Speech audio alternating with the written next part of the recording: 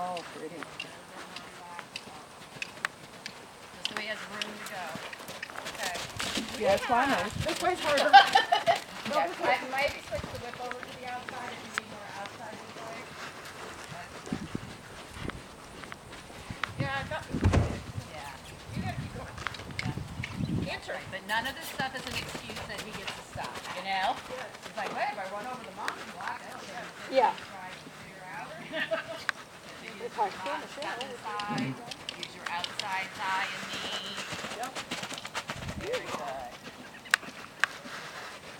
And then somewhere you have to trot. Very good.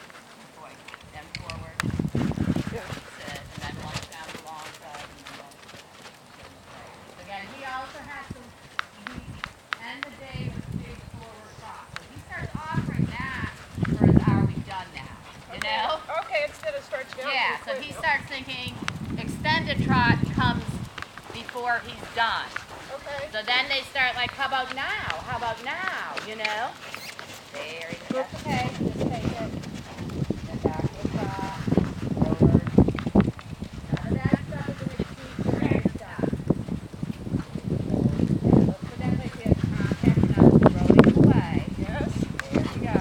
And he puts his ears forward. There you go.